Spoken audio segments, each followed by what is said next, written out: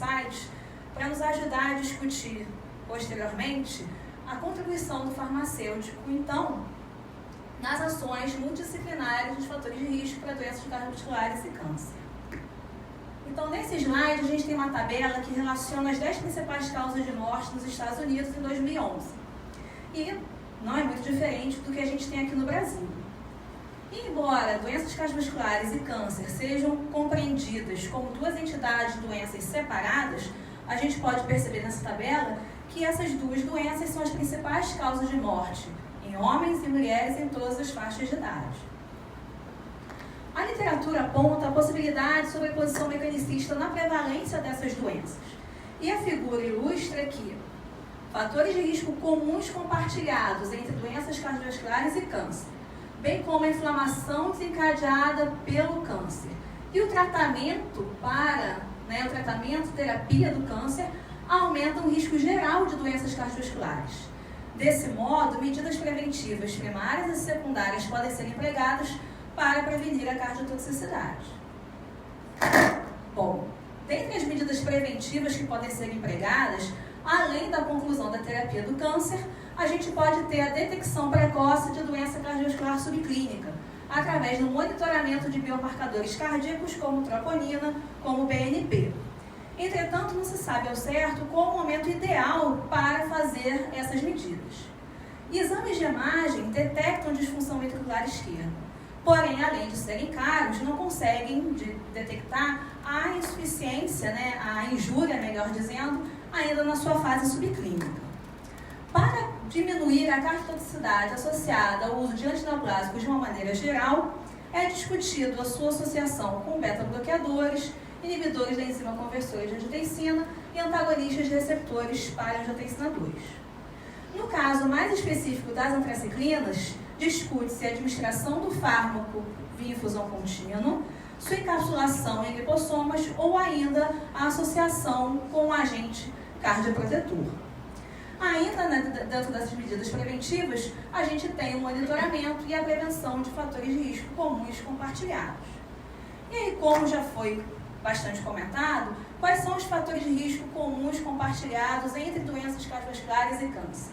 Então, o aumento da idade, o tabagismo, obesidade, inatividade física, hipertensão arterial, diabetes e hiperlipidemia.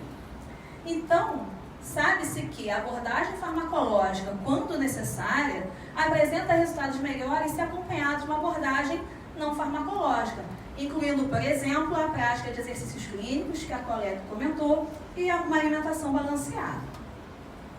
Mas dentro das ações multidisciplinares, considerando a importância da equipe multidisciplinar no controle e na prevenção desses fatores de risco, qual será o papel, do farmacêutico, que é conhecido por ser o profissional do medicamento?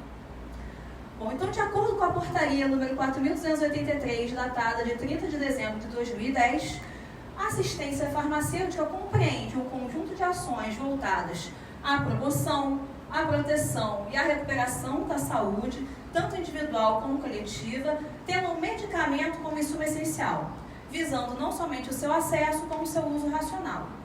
Esse conjunto de ações envolve a pesquisa, o desenvolvimento, a produção não somente de medicamentos como de insumos, bem como sua seleção, programação, aquisição, distribuição, dispensação, garantia da qualidade de produtos e serviços, acompanhamento e avaliação da sua utilização, na perspectiva de obtenção de resultados concretos e da melhoria da qualidade de vida da população.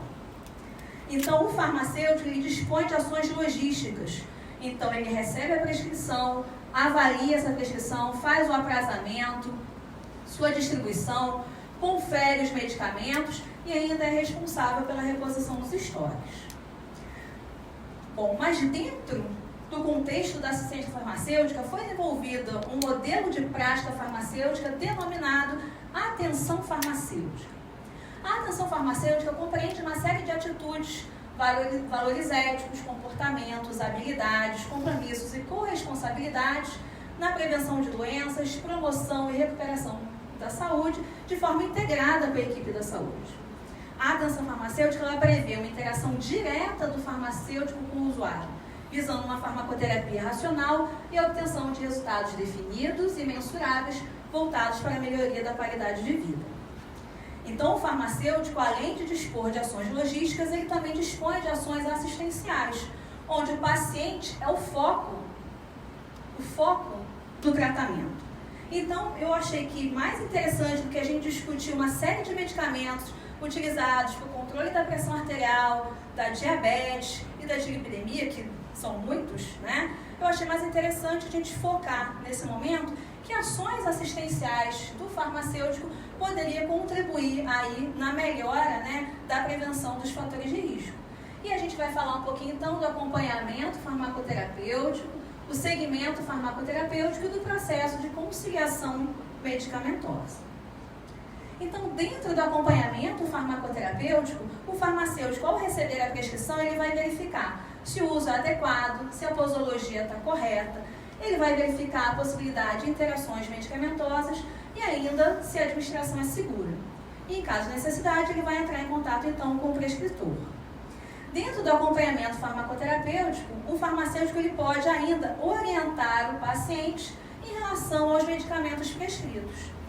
E nesse slide, a gente tem, então, um modelo de instrumento que o farmacêutico pode utilizar nessa orientação ao paciente. Dentro do segmento farmacoterapêutico, a gente tem por objetivo detectar os problemas relacionados a medicamentos, conhecido como PRM, para prevenir e resolver resultados negativos associados a medicamentos. O segmento farmacêutico visa, portanto, colaborar com todos os profissionais de saúde para o alcance da máxima efetividade terapêutica. E, geralmente, no segmento farmacoterapêutico, a gente tem a aplicação do método de Dader, que encontra-se aqui esquematizado. Existem 3 requisitos básicos para a utilização de medicamentos. São eles: a necessidade, a efetividade e a segurança. E para cada uma dessas categorias, a gente pode ter 2 problemas relacionados a medicamentos. Então, em relação à categoria necessidade, o paciente ele pode sofrer um problema de saúde em consequência de não receber o medicamento de que necessita. Então, a doença não vai ser tratada, né? Mas ele também pode sofrer um problema de saúde em consequência de receber um medicamento que não necessita. Dentro da categoria efetividade, o paciente pode sofrer um problema de saúde em consequência de uma inefetividade não quantitativa do medicamento. Então, é um problema que não tem a ver com o esquema terapêutico. Mas, o problema de saúde pode ser consequência, sim, de uma inefetividade quantitativa do medicamento.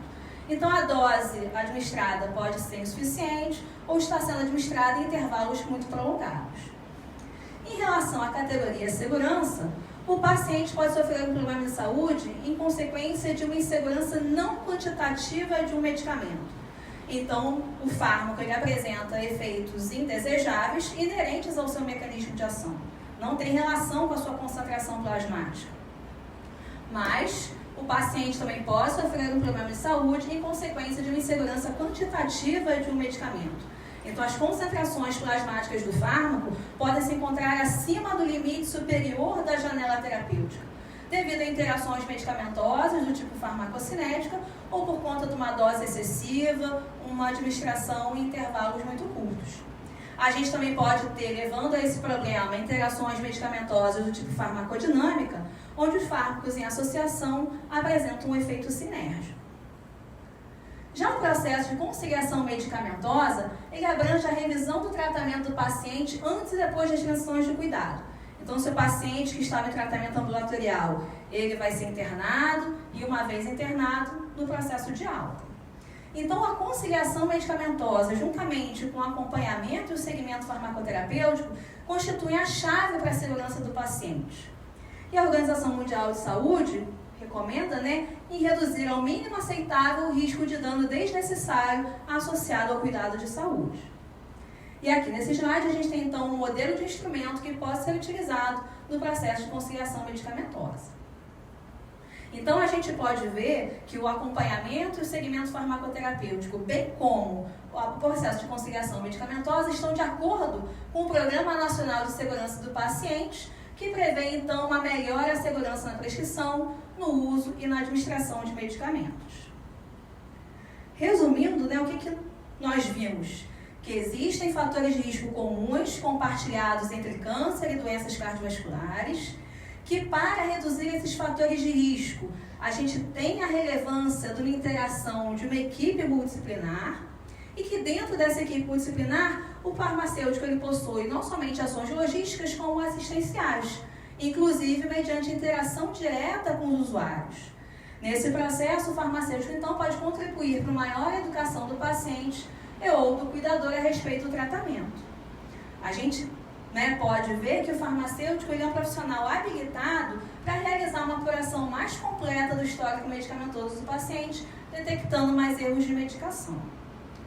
Bom, gostaria de agradecer à comissão organizadora pelo convite, uma honra estar aqui e a todos pela atenção.